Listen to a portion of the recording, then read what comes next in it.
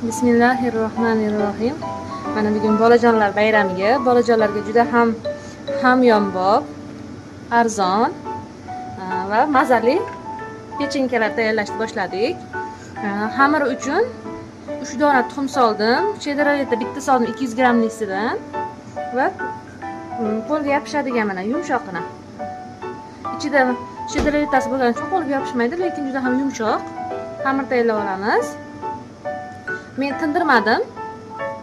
Sizlar ham tindirmasalaring ham bo'laveradi, o'zi shunda ham zo'r bo'lib chiqadi xamiri. Xamirni yaxshilab mushlasalaring bo'ldi.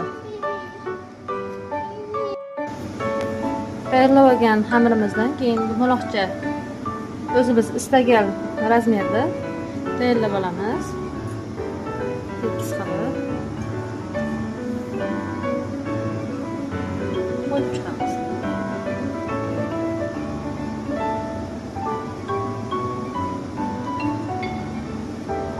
Orasini ochib qo'yamiz, chunki ustiga shakl beramiz vilka yordamida. Shuning uchun oralarini ochib qo'yamiz.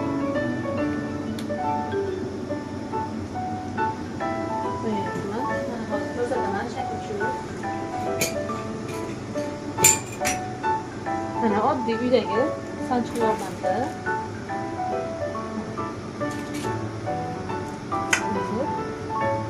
Shakl tushirib olamiz.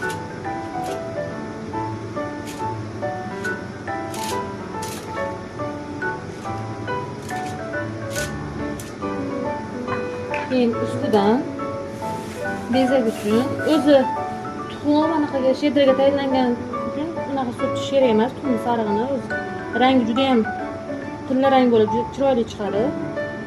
Shakar sepib qo'yamiz pishishdan oldin.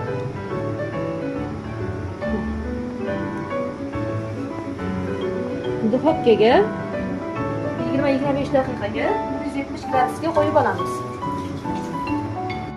Mana pechenyelarimizni tayyor holatga keltirib oldik. Endi buni duxovkamizni o'rtasiga qo'yib 170-180 gradusda pishirib olamiz.